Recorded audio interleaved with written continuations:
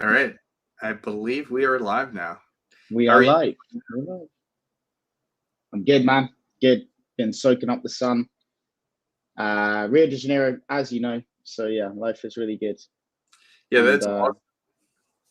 uh, and you've got your "Hello Beautiful" sign in the background, which is always a lovely compliment to be on the receiving end of.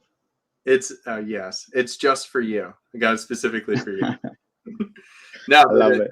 that's awesome. I'm sure it's the weather is beautiful down there. I live outside Philadelphia, and so for Hmm. us, it's like 20 degrees and just freezing right Yeah, now. So not yeah, not beautiful, but still enjoyable. yeah. We've got this. We got pure sunshine now. So I'm living right in front of Copacabana Beach. Uh, Pure sunshine all throughout the day. Work out on the beach, sunsets. It's pretty idyllic if you can figure out a way to balance your life well Absolutely. So Sam, here. this is awesome. I know Hmm. we talked a little bit before, and I figured Hmm. that we might as well get together. I want to learn more about what you do and how you do it. So, if you wouldn't mind, just giving like a brief introduction to everybody for anybody who Sure. might not know who you are. Who is who Yeah, is yeah, who is Fluid Social? yeah. So Fluid Social is a company that I started about 6 years ago.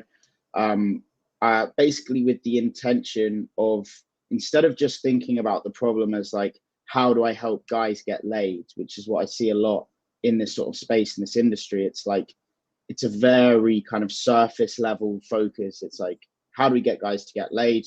I will teach you to get laid. And that's basically it. I started the company with the idea of, why don't we design your ideal version of your perfect social life, right? Meaning, like, what kind of women do you want to spend your time around? What kind of women, if any, ideally do you want to settle down with? What kind of friends do you want? What kind of business network do you want? What kind of things do you do with these people, and how do they make you feel? Right? Because we're not limited by just like, how many women do you want to sleep with each week? Your social life can be whatever you want it to be. And with the clarity of knowing what it is that you actually want and thinking deeply about what kind of life you want, you can actually just make it happen. And so I was working for a couple of years, basically from the age of 19 to 22, with students at university who have autism and Asperger's spectrum disorders.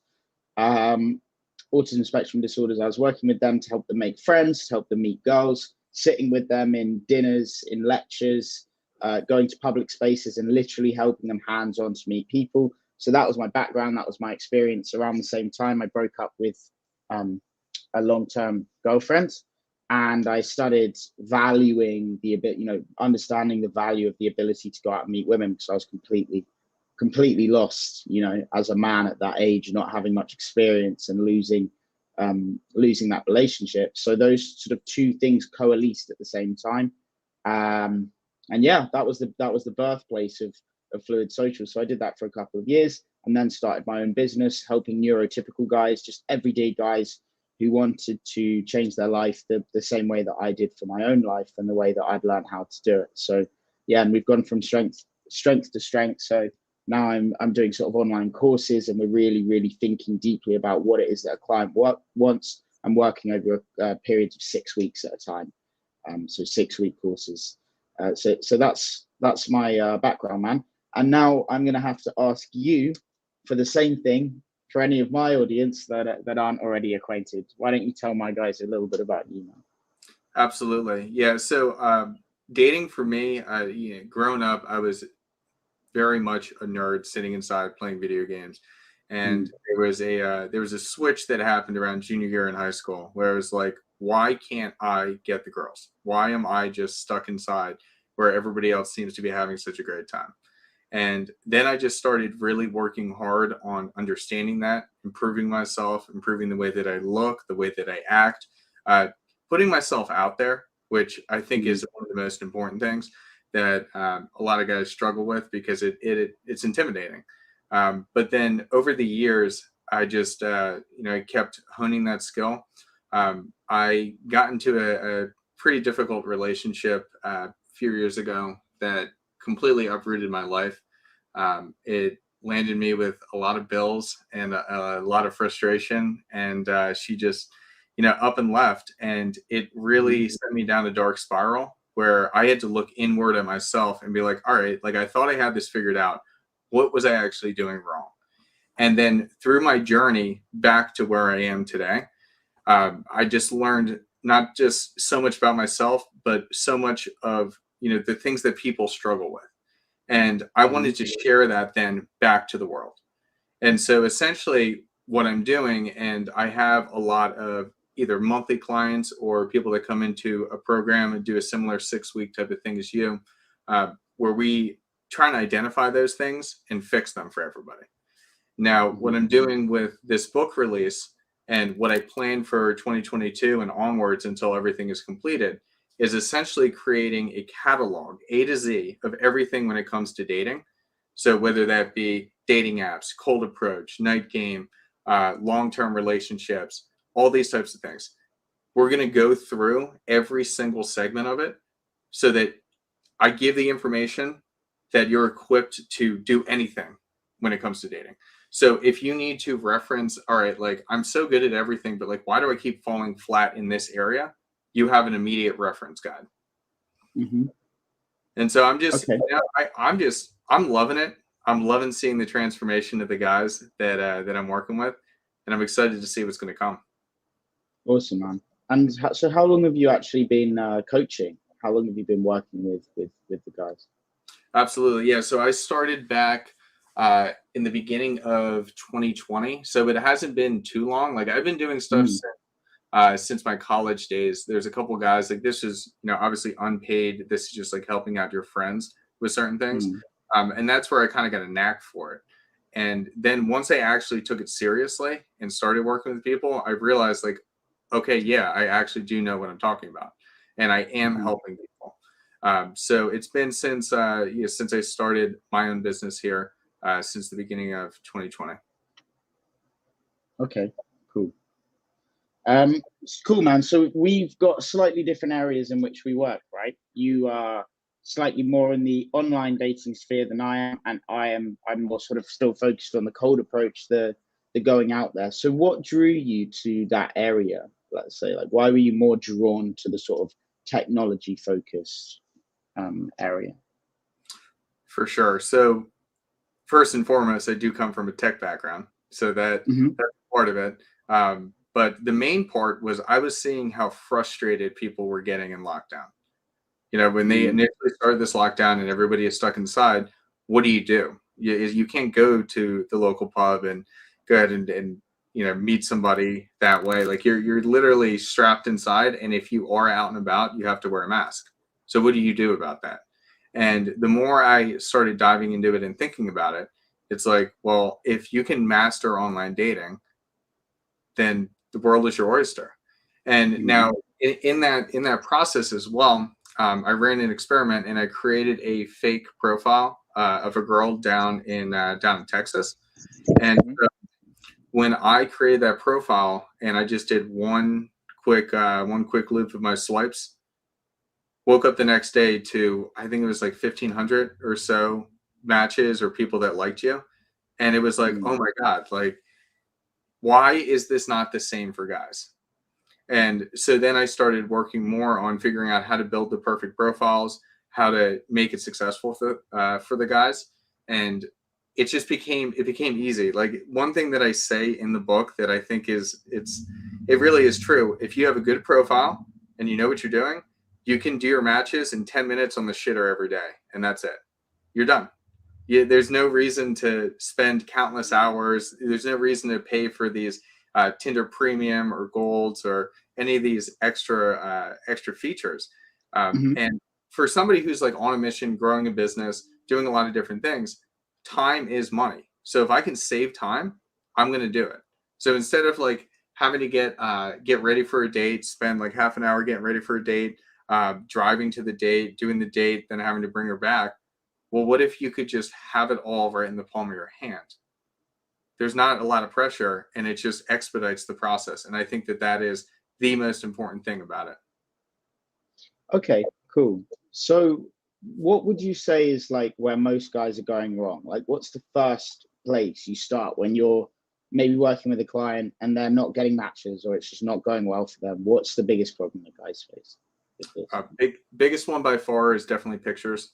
I do not think that you necessarily need to get a professional photo shoot, although they can be very nice, but it's not Mm, necessary. Um, the reason why I say that is because there's a lot of photos that you can get even just while being out. Like there's a photo that I've used on my profile for years. I've officially retired it, but it's a photo that I walked up to a girl with her boyfriend and said, "Hey, hmm. take a photo of me like this." And she did, and it was a great photo. It did very well, and it's as simple as that. So there's Hmm. no reason to put so much pressure on yourself, but understand that with a dating profile, it's all visual. It's like looking at a resume. It's the Yeah. same thing that when I coach guys on when I coach guys on because I do work with some people on getting a new career, a new job, things like that. When we look at the resumes, you have to think about your audience. Who is your audience? Your audience is probably a younger girl in her 20s, and Hmm. she doesn't know what like SAP or SQL or like any of this other stuff is, and she doesn't care, but she cares how quick and easy it is to read the resume, and if there's buzzwords there that are catching her attention. So think about the same way from the dating app.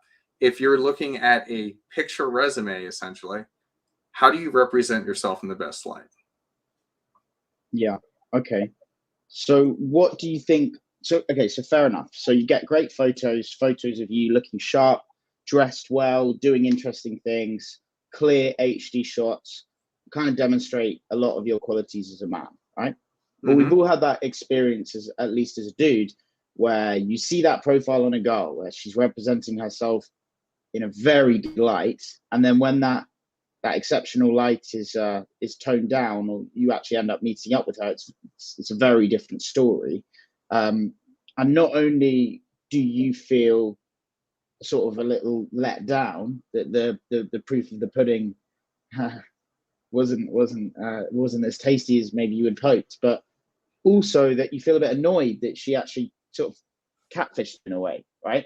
I mean, obviously, there's varying degrees of that. Sometimes, she just had good pictures and she wasn't quite as pretty, but at other times, you're certain it's a different girl. Like maybe she's put on 4 or 5 kilograms, and it's just a very different outlook. So, what do you think about where's that balance of making guys look great, but like let's say not misrepresenting them? Do you focus on that? Is that important to you, or how do you level that across that too? Absolutely, yeah. No, it's a really interesting question because I find that a lot of times it's more on the girl side that they'll misrepresent themselves than the guy. Hmm.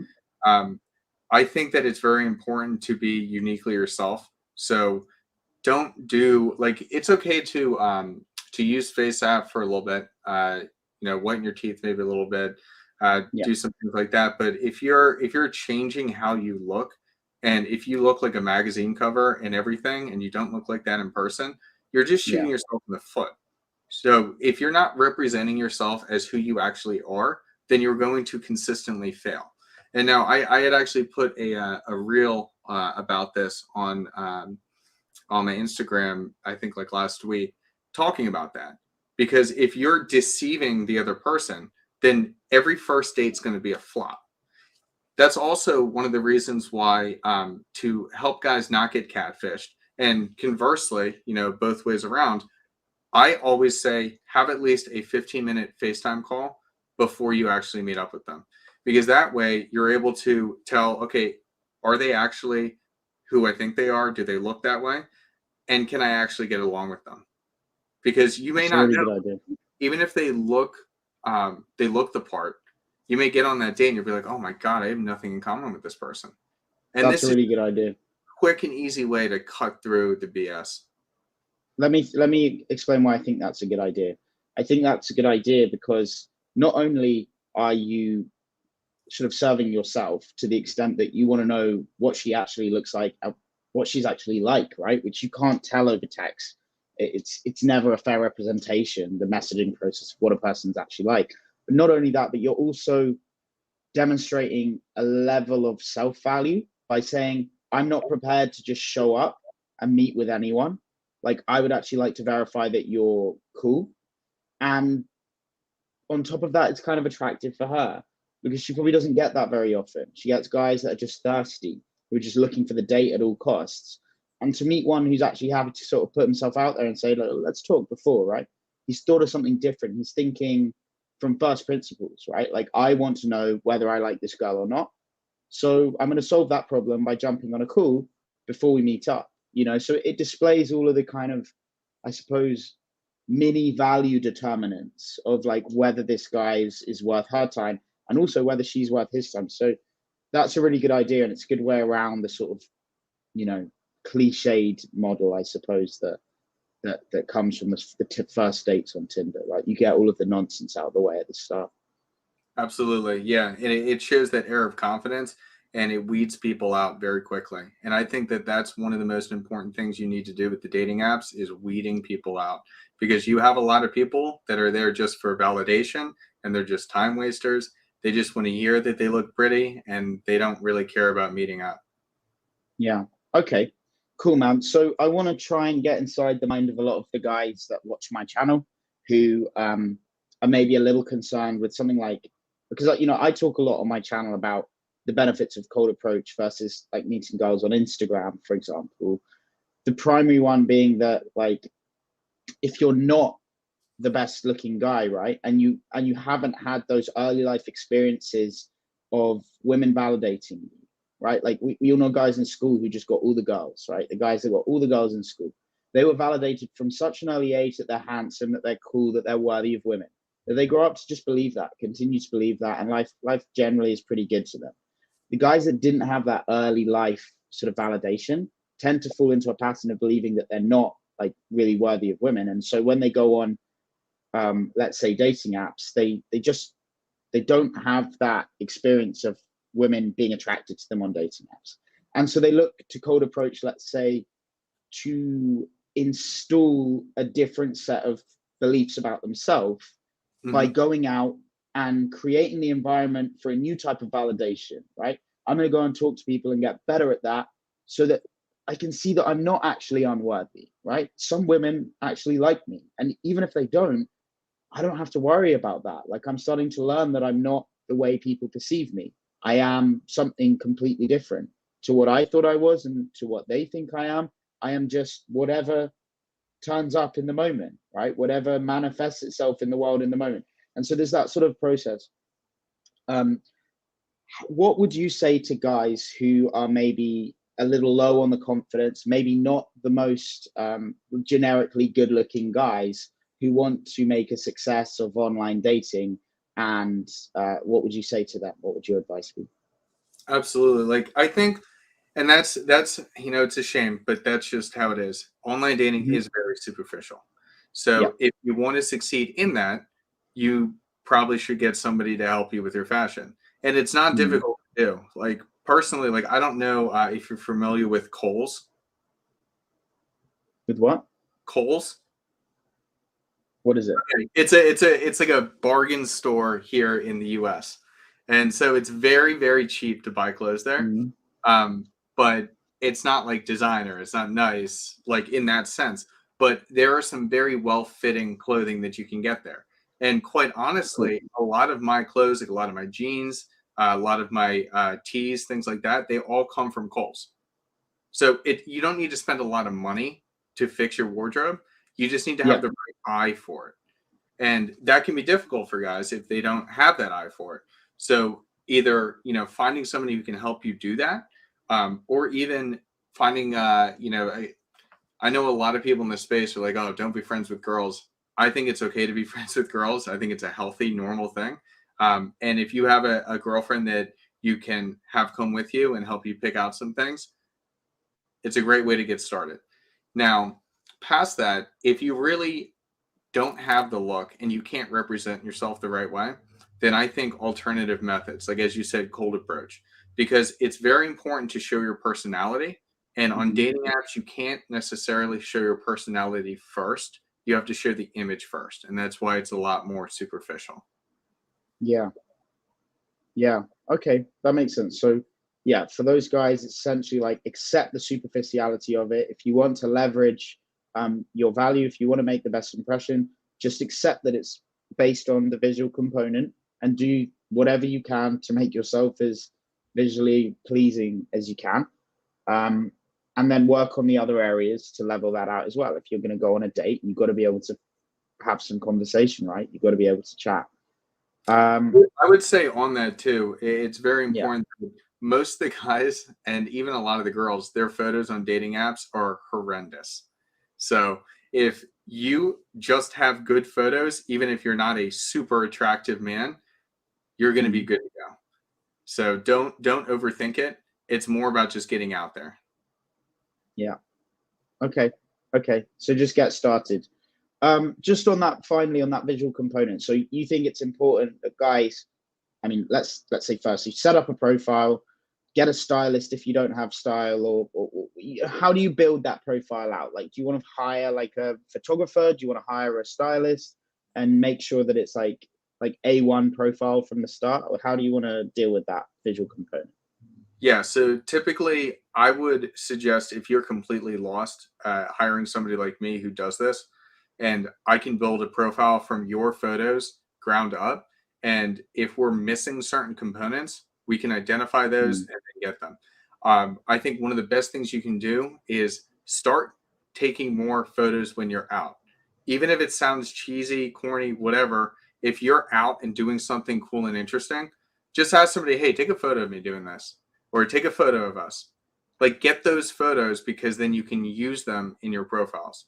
A lot of times guys don't have these photos, and they'll go out like drinking with their friends or whatnot, and they'll never take photos. And it's just such a simple thing to do, and it's not awkward. Like, think about how many times that you're out and about and somebody asks you, hey, can you take a photo of us? It's not weird.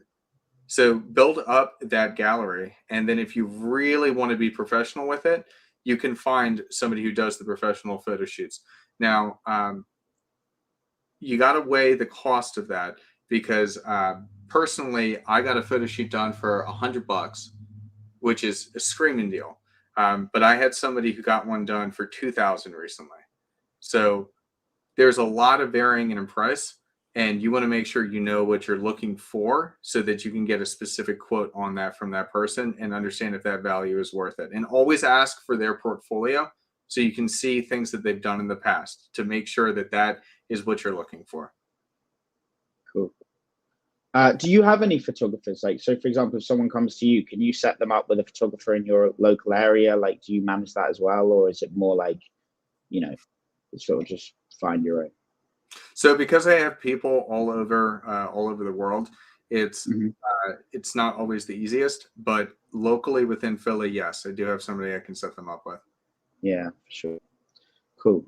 Okay, so my next question on this is, what kind of guy would you not recommend focus on online dating as his first priority, right? So I imagine that, and I asked this question this way around because I think it's a better angle to come from. But I just want to see, you know, what kind of guy would you not recommend to focus on this as his first priority?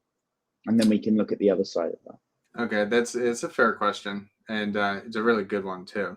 So I would say that the person, it's the same thing that I would recommend anybody who's trying to get dating advice. If you haven't done the self-work first, and if you know yourself and know what you want, then don't waste your time doing this.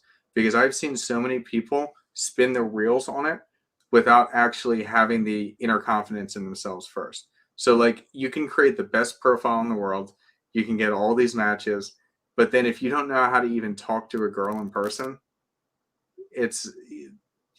you're going towards a dead end. And so I think it's important that you're at that place where, you know, you're confident, because it's like when all these pieces come together, it's just like all these wheels, like I'm just imagining like a factory right now of all these different wheels and pulleys going together. And it's like, once you have all the pieces in place, it is so easy. Match, FaceTime, chat a little bit, date, and then get laid or a relationship from there. And so you need to have all the pieces in order for this to flow smoothly. And that's kind of why, like with this first book here, I'm focusing strictly on openers, and like the first text, because there's the first text, there's the conversation, there's the FaceTime, there's the actual first date. So there are steps, but let's break it down into digestible pieces before we kind of dive fully into it. So I would say that there really is nobody that shouldn't try online dating, but realize that if you push to online dating instead of cold approach, well, why did cold approach not work for you? Oh, well, I can't talk to the girl, I get nervous. Well, online dating is not going to be any better. It's the same thing. You need all pieces of the process. It's just in a different format. Yeah. Yeah. I mean, what I don't do online dating personally, like I just personally don't have any of the profiles. And the reason for me is that I'm someone who has to create environments that do not have temptations in them, or I'm an addict. I've got an addictive personality. And so I have to be really careful about curating environments where I'm not going to have the addictive things, right? Like if I live in a chocolate shop, I'm not going to be in good shape. If I live next to a brothel, I mean, my relationships are going to fall apart. I'm one of those people that I need my environment to be conducive to the kind of life that I want. And for me, personally, the online dating profile is too much of a dopamine thing. It's like I'll go on there and start swiping, and then I've swiped a bit, and now I'm like in my room and I'm in this voyeuristic headspace where I'm like looking at pictures of like half naked women, and then the next thing is like Instagram, and then it's almost like for me like a gateway drug to porn. And porn for me is just a really, really dangerous thing for a lot of guys. Like it can make you feel so bad. And I think Tinder, particularly something like Tinder, the way it's set up, it has a tendency to make you hate yourself, because you're constantly looking at women that very rarely are talking to you. Most of them are fake, and I don't know, it's sort of missing some sort of wholesome sense of a moment in time where you stumbled across this woman in this place. And so for me, I guess I have this kind of old-fashioned romantic thought about the kind of life giving you this opportunity in some random place. So what I say to guys is not that online dating is a problem, full stop, but that they should be using online dating at minimum alongside doing cold approach. And if they're not going out and meeting women in real life, those are the guys that I don't recommend online dating to, because I think they would be better off feeling the pain of celibacy, of having nothing, than taking the easy option and just going, swiping and going on dates. Like if you can't meet a woman out there in the real world, you need to feel the pain of not having it and figure that out, and then use online dating as a sort of side hustle, or as a way to keep things moving. What are your thoughts on that? There's a lot with that. Yeah, you're right. It is. It's a good supplement. However, I think that if guys are stuck inside, and when you're saying that like forced celibacy, well, then they're just going to turn to porn anyways. So I think it's I'm just trying to think of like everything you're saying on this. It's very true, and it can be addictive. One of the things that I recommend, and I don't like Tinder. I haven't liked Tinder for a long time. I love Hinge though. I think Hinge is fantastic, and so I recommend Hinge not just because of the success I've seen with it, the success my clients have seen with it, but the way that it's built. So it's built so you can only swipe 7 times a day, and that resets at like 4 a.m. EST. So you do it at work, as I said, on the shitter, less than 10 minutes, you're done. And then you can just put it down and not think about it. And it won't let you keep going forward. The only way to keep going forward on profiles is by swiping left. So it's kind of like a control mechanism there. Because I know a lot of guys ask, should I buy like a premium service, something like that? And I say, no, let's start here. Once we have your profile built, once we know what we're going to be doing here, keep it in kind of a constrained way.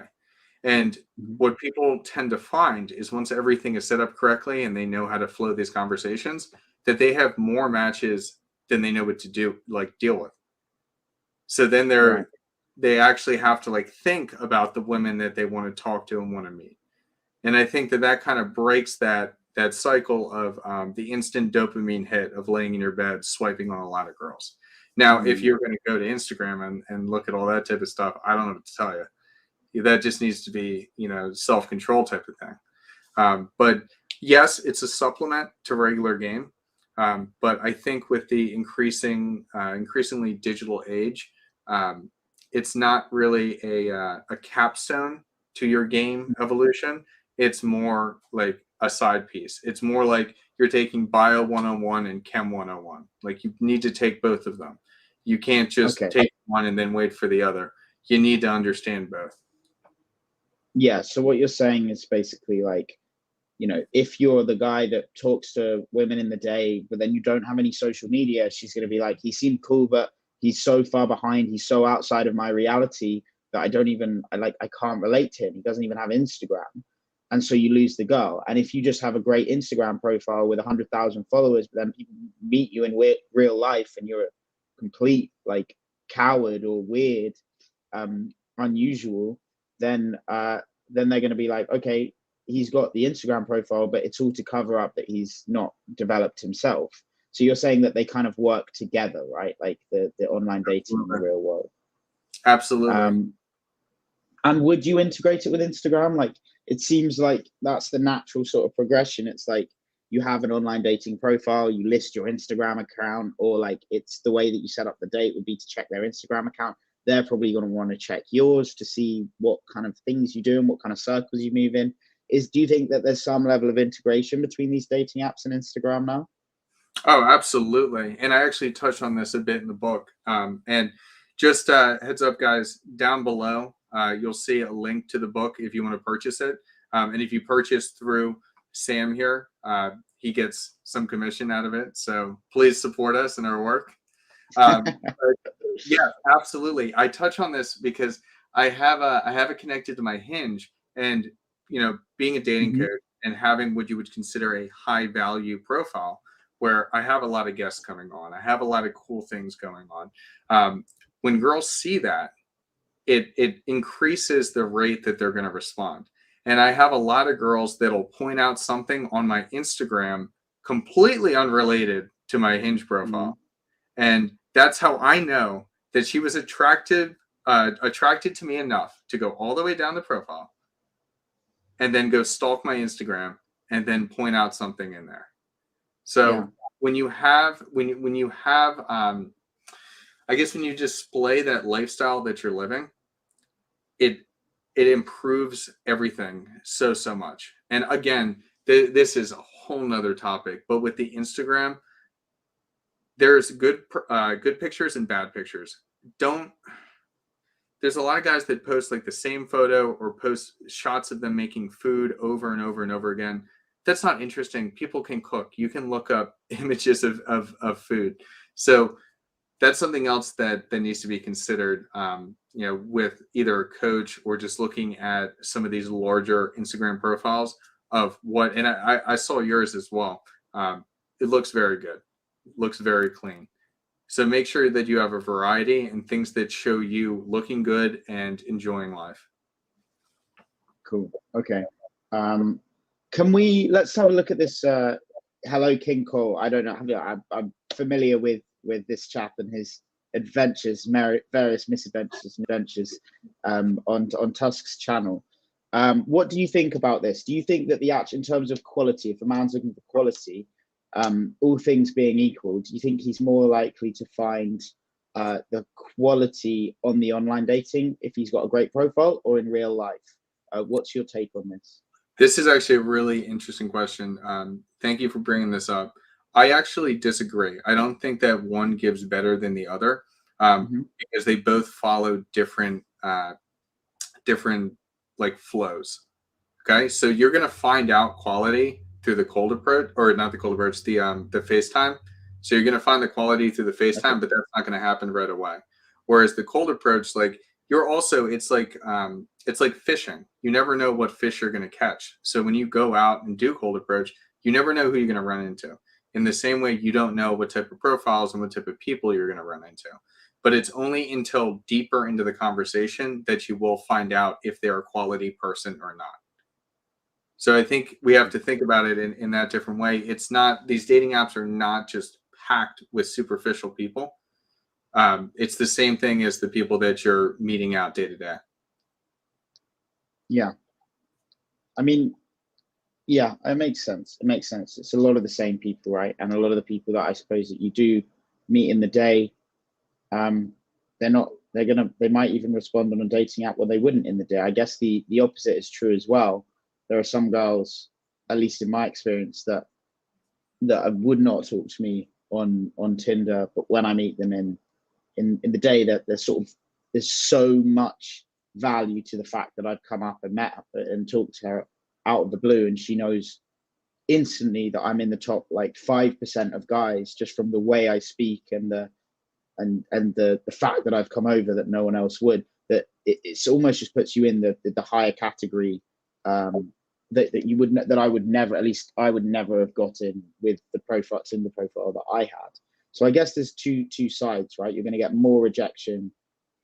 Well, it's kind of hard to think about it like that, I suppose. But I suppose, yeah. What I want to say on that is that you're going to find out if this is a quality person faster with cold approach than you would on the dating app. And I think that's kind of the root of what King Cole's saying here. Okay, yeah. So he said, it's just quality is so much.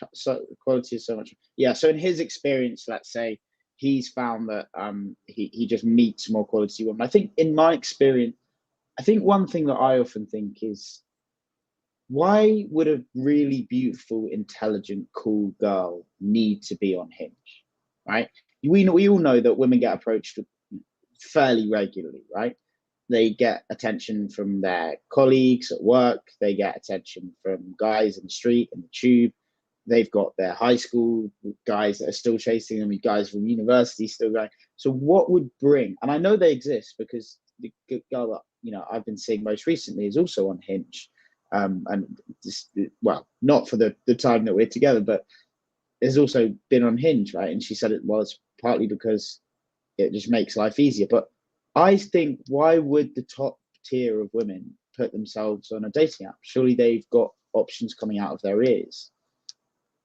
Yeah, no, it's a very good point. And to be honest, I completely agree with you. I don't, but like, what do we consider top tier of women? Like, is it just look? Yeah. And I think that's the thing, is like, when you're going on these dating apps, yes, you're not going to have the supermodel 10s because they don't need to be on that. But you can find the girls that maybe just haven't, they're attractive 7s, 8s, sometimes some 9s, but you're finding the girls that are more down to earth and they're just trying to find a connection. Okay. So personally, like, this has worked out. And I met my current girlfriend off of Hinge. I found that as long as you're able to get through the weeds in the right way, you can have some really, really amazing experiences with these women. Okay, cool.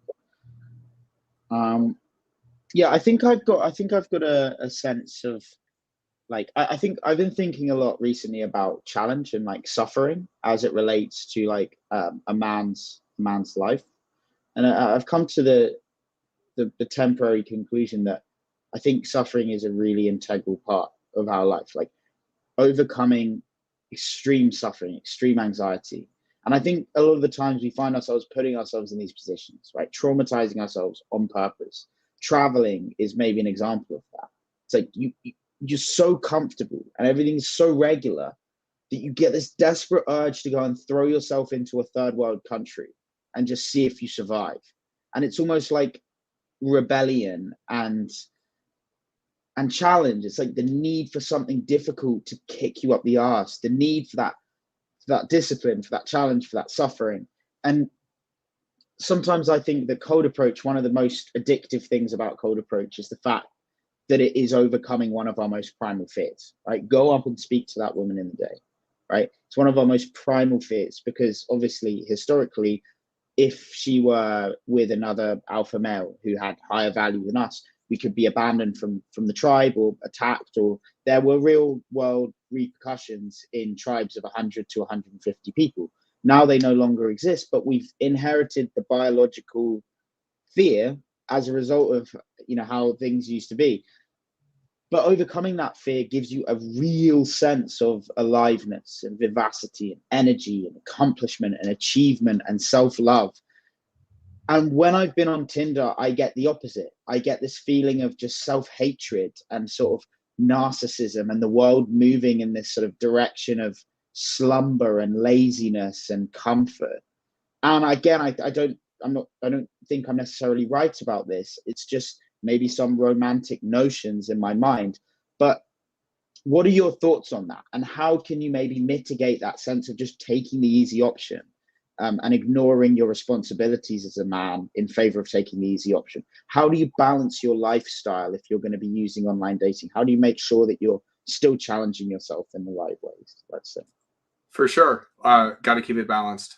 You got to keep it balanced. Just because you're using a dating app does not mean that you're not out there approaching. Now, personally, Okay. I like night game a lot more than just cold approach day game. But yeah, so like dating apps during the week and then on the weekends going out. And if you don't have that balance, then you're just shooting yourself in the foot because you're not developing any social skills whatsoever. You're just learning how to text and kind of have that process flow. But again, these are all different avenues that you can follow on how to get that date, how to get that relationship. And you need to make sure that you have them all mastered, because otherwise, if you're a master at, essentially, if you become a master at just dating apps, you might as well just be a master of the catfish, and you can get the date, but then you can't show up to the date because you're actually like a slob that can't even talk to anybody. Yeah. Okay. Let's talk about the future then, man. So, I guess you've got into this industry in this area as things are moving more tech focused. We see all this TikTok, Instagram, dating apps. Where do you see this going, right? Where do you see dating apps going? Or how do you think about the future of this industry? Absolutely. Yeah. So I work for a company. This is another side job that I do. A company called Gleam. That's GLEAM. I don't know where they're at in their roadmap right now, but the way that they have it set up is when you match with somebody, you have to get on a 5 minute, or it's like a 10-minute tops, but like something like that, video call with somebody. Yeah. So before you can even text them or move the interaction forward, you have to have a scheduled time based on the calendar that you preset to talk to them face to face. So dude, it's awesome. I love the idea when I first heard about it. But I think that the way that it's going to go, it's going to move towards like much more towards this online space, especially with everything they were doing with lockdowns, how they keep shifting the goalposts on what you can and can't do. A lot of people have been locked up. A lot of people are in their developmental years locked up and having these rules. I think it really is going to shift to a very impersonal type of thing like this.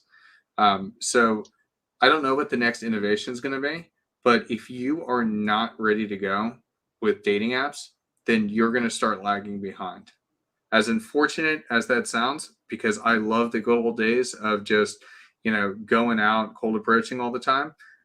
You still can, but it's just, there's a different vibe with it all. Now you never know if you're going to run into somebody who's super like COVID scared or anti-vax or like whatever. Like there's so many weird opinions that have come up.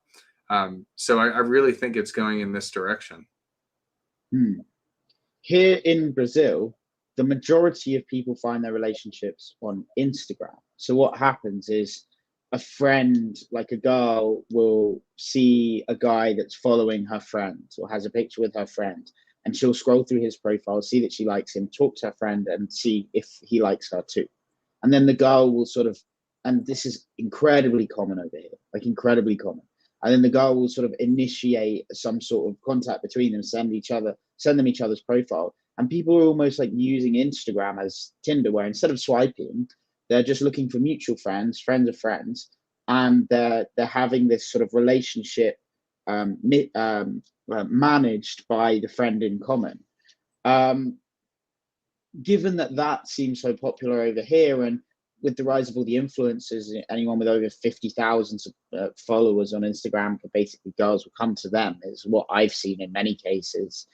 Do you think that Instagram is just going to become the global dating app, and these are sort of going to fall apart because no one needs them anymore? They can just find whoever they want on Instagram.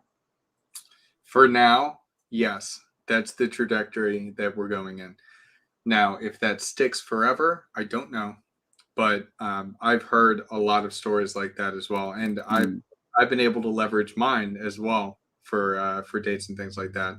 So it's interesting because they package it in a way that it's very digestible. It's kind of like the Facebook 2.0, I guess you would say, and they have the Facebook dating and whatnot. I don't think it'll be too long until they have Instagram dating. That'll be interesting. Yeah, but I think it seems like Tinder sort of paved the way for that to be something appropriate.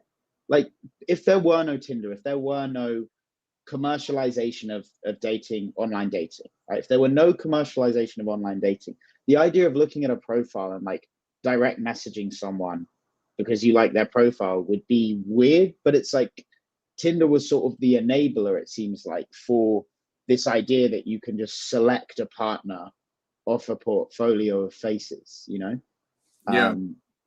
It was like the precursor to that. Yeah, no, that's the thing with Instagram, and that's why I love Hinge so much, because Hinge it's focused, okay? So, like, Instagram is just you showing your best light. Hinge is the same thing, except you have prompts, things like that you can show a little bit of flavor of your personality. Now, I think one of the things that Instagram can't become like an official dating app is because dating apps are dependent on location. And Instagram is so large, and so there's so many connections going across the world. Like, you can find anybody. And so it's very difficult to like tone that down, because like people that are hitting other people up on Instagram tend to be hitting up somebody that is not living in their area. Yeah. So they're like kind of shooting their shot. So I don't know how they would make that connection, but I think that those like Hinge, and there's probably going to be a next evolution of Hinge coming soon. But those like Hinge kind of give you that more focused experience where like, I'm here to find a relationship. I'm here to get a date, versus Instagram is kind of a one-stop shop for like interconnection and entertainment. Mm-hmm. Yeah, Instagram's sort of everything now, isn't it? It's like incorporated like every aspect of the social media idea. Okay, so interesting. I want to ask your opinion on this, though. Yeah, because I want to get into some of your experience on the cold approach and whatnot. And what do you think on this? Like, do you think it's going to take over? Do you think cold approach will die one day? I don't know the answer. I think a lot of the times in life, answers aren't obvious. Like, where we're going to be in 10 years is not fucking obvious. This is actually not obvious at all. So I basically believe that we are creating the future, and we're much more relevant to the creation of that future than we give ourselves credit for. Like, we really are creating the future right now. And so I think instead of trying to predict the future and jump on that wave, a lot of the time we make a vote for the future that we want to see, right? Now, the future in which we're going has components that I like, right? I like the idea of Web3. I like the idea of decentralized money, of power to the people, of making art like accessible to everyone and profitable. I like the idea that we could that we could go into a virtual world and we could have this meeting as avatars, 3D avatars in a virtual living room where we're both sat there, right? I like this kind of wacky future that I'm seeing signs of as sort of addition to real life. But I do not want to see a future where people are not living in the real world. I want to see the world exist in nature. Like I want to be in parks. I want to be in forests. I want to be in waterfalls. I want to see someone walk past me and say hello and see them smile at me and feel the heat of their body close to me. This is real life, right? This is something primal inside us that needs real human connection. And that's the future primarily that I want to vote for. And that's why I'm sort of like a dinosaur in many ways, where I'm like trying to like uphold this idea that meeting people in real life is so fucking fundamental, because without that skill, you are just dehumanizing yourself, you know? And so I don't really have an opinion about what I think about the future. I think that this is going to go much more into Web3. So I think that people are going to be having dates in a virtual restaurant where they have virtual avatars talking to one another, and literally everything is there, but they're in VR, right? That's where I think it's going to go. But I don't want that for myself. And I don't want to live in a virtual world. I want to keep real life, human, face-to-face communication, spontaneity, surprise, embarrassment, shame, success, failure.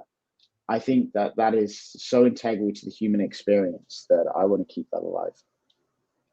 That's beautiful. That's beautiful. I completely agree. The emotion needs to be there. The experience needs to be there. And when you start to do all these virtual types of things, it takes away a lot of those emotions and experiences you otherwise would have. Yeah. Yeah, it can do. Again, you see, like it's not like I'm against any of it. I just think like it's so important that, you know, we don't, it's the same idea with us, like humans going to Mars, you know, it's like, fine, we can colonize Mars, but let's not destroy the Earth and then colonize Mars, right? Let's figure it all out together. Like, let's keep where we are from. Let's keep this alive. Let's keep human experience alive, even whilst we move into a new virtual world. Let's not burn the path behind us, you know.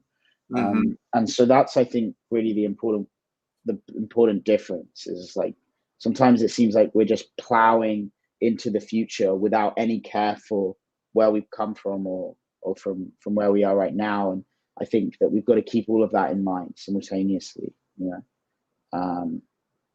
But yeah, and I think really the big thing for guys, whatever they're doing, however they want their dating life to be, or their social life, I think you have to travel. I think you have to be seeing new things, and breaking new boundaries and experiencing new cultures.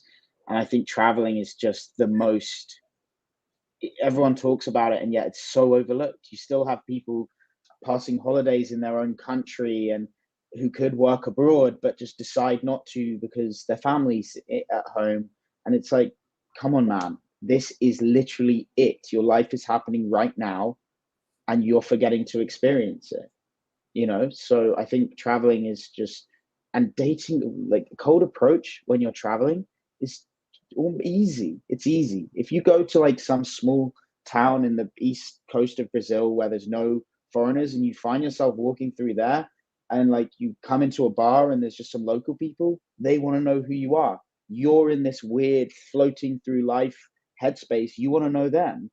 Things happen, you know. A lot of guys that have just been cold approaching in big cities, Paris, London, New York, they don't know what it's actually like for things to be spontaneous, because they know that when they go out, they're just, oh, go out and do 10 approaches and then go home and do the same routine.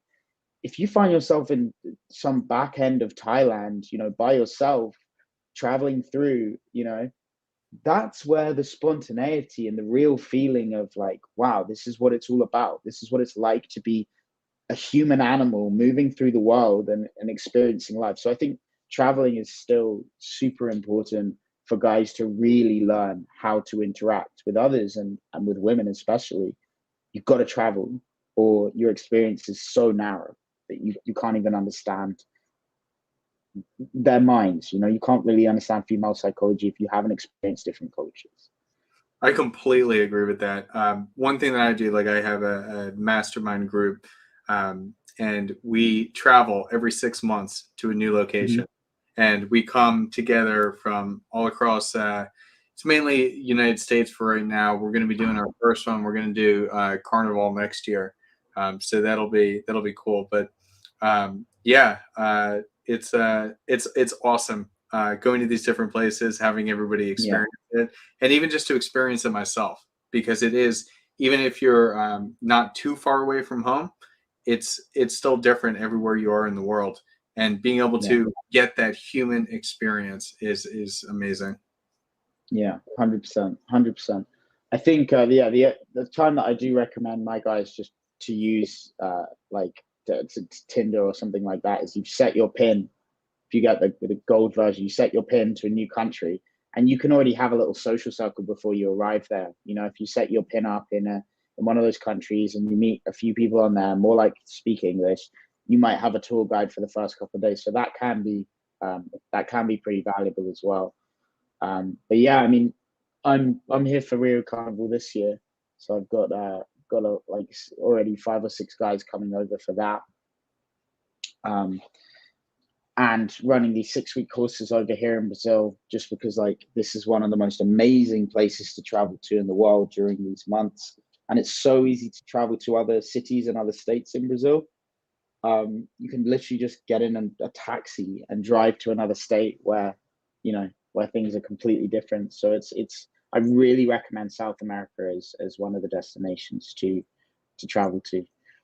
What's your experience, man? Have you been in South America? I have not, actually. I have not. You must come, man. Yeah, I know. I've been down in Mexico quite a few times, but no, I haven't gone Mm, down to South America. I know, and cool. we already have a plan for next year, but I Yeah, definitely yeah, need to experience more of it. yeah, yeah. You've gotta come over, man. I'm gonna be here. Dude, Get you down to the beach. Tusk says nothing but amazing things about it down there. Yeah, yeah, yeah, I'm sure if he says it, you say it, everybody else tells me it. It's yeah. gonna be a wild time. Yeah, I mean, I have the same with Southeast Asia though. I still haven't been there, and I have people telling me that Bali's amazing, and I just haven't done the Asia experience. I've just done Singapore, and yeah. Have you? What are the places that you would recommend then for guys that you've been? What are the best places that you would recommend? Oh, that's tough. For like living, I don't. I mean, I'm thinking purely like U.S. right now, um, because like I've been to Italy, Spain, Greece. I Mm, haven't been to as many places as I really should have been. mm, But I mean, obviously, I got time, and I'm starting to really accelerate that travel right now, because I think it is important to get that immersion into different cultures. yeah. I find that in the U.S., just to give little tidbits there, I think that Austin, Texas, is a Mm, really good one. It's a really good hub for younger women. When you get not just younger women, I mean like all women in general. It's a great place to meet people. Um, I would say that you want to avoid a lot of like the Northeast. Like I love Philly to death, but the weather is a very important factor on what goes on. So with it being mm, so cold right now, women like they don't go out. It's almost like it. right. I went to school in the middle of Pennsylvania, and it was freezing cold in the winters. And so once December 15th hit, you wouldn't see another girl until February 15th. It Right. was like a whole new level of cuffing season. They weren't just cuffing a guy for the holidays. They were just staying inside because it was Mm, that cold. So I would avoid that. I think that Miami was fun, but Miami again, you get a lot of superficial, and it's like, do you have the finesse to deal with it, or is it just a headache? So these are all things to consider, but I would probably think the best suggestions are some of those more southern states that are warmer more often. So definitely Austin, Texas is a good one. Miami can be a good one. Fort Lauderdale can be a good one. Um, mm, so just kind of consider that with your moves. yeah. I mean, for me, I would hit up Rio for sure. Rio for sure, because you're just going to find other guys who are like-minded. Anyone that has the desire to come to somewhere as dangerous as Rio, you're just going to find other psychos here, and it's the best thing, you know. Like, you just find yourself living with these just crazy mix of just like interesting, fun, like light-hearted, risky guys who like taking risks and like doing interesting things. And that's what I generally find. If the place that you go is a reflection of the people that you find there very often. So if someone goes to somewhere like Thailand, which is often very safe, most parts are very safe for people. It's exotic, but it's very, very safe. You're going to meet that type of person more often, like maybe more like peaceful, like hippie type. If you come to Rio, you're generally going to meet more like these guys that didn't like the safety of Thailand and wanted something a bit more wild. And so, but the great thing about Brazil really is that it's so huge that you can travel from one state to another, and it could be like 8 or 9 hours travel, and it's a completely different culture within the same country. The skin color is different, their culture is different, they speak different, the whole thing is completely different, and that's all within the same country. You just can jump on a domestic flight, jump on a bus, and you can see, it feels like you're seeing a whole continent, not just a country. And obviously, if you find yourself in the sort of some small town in some random part of Brazil, the people are going to be really interested in you if you're not from there. So yeah, Brazil is a great place to travel to, and Colombia is beautiful as well. I can't wait to get down there. You guys have been teasing me. Every time I talk to you guys are teasing me. Yeah, tempting. Just the more temptation each time. Oh, it's good stuff. Well, hey, we've been going for a little while now. I want to talk a little bit more about the book, and we can close out and do this again sometime. Because for sure, man. This is great conversation. We hit a lot of different topics. Mm-hmm. It's just good information for everybody overall. So why don't you tell my audience? I think your audience probably already knows something about it, but why don't you explain to my audience exactly what they can expect from your short, concise, valuable book? Absolutely. So in this book, the first text, it is focusing on that first text that you send when you match with somebody on a dating app. Now, I find that a lot of the difficulty that guys have is they'll match with a girl and then they don't know what to say next. And they will wait around, and then they'll finally send something, and then they don't get a response. And so this essentially breaks down, how do you look at a profile and how do you send that first text? Like, there's a lot of different ways to do so. I break down 5 different categories of how to do it, and you pick what works for you, and you just kind of play around with it, and you'll see in time. Again, it's like being out in the field. So you play around with the different approaches, you see what works, and then you keep going with it. Now, later down the line, we're going to have more intensive topics on conversation, like how to get that conversation forward, the FaceTime, the date, things like that. But this is how to get you started. So if you find yourself matching with girls and it's not going anywhere, this is how you can spark that conversation. For example, one of the things that I have in there, one of the styles is a trigger. And so you can find something on her profile to say, make a comment about, that will trigger a response. And I think that that's, again, it's a very simple way to start a conversation. And it just takes the thought process out of the whole thing. And I think that that's just extremely helpful for guys. And so I put that in. I break it down with examples too. I put screenshots of some of the conversations I've had. I break down why this specific interaction works.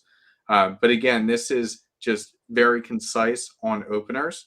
And we'll dive deeper in the future, but we got to start somewhere. And if you're having trouble with this, this is the perfect book for you.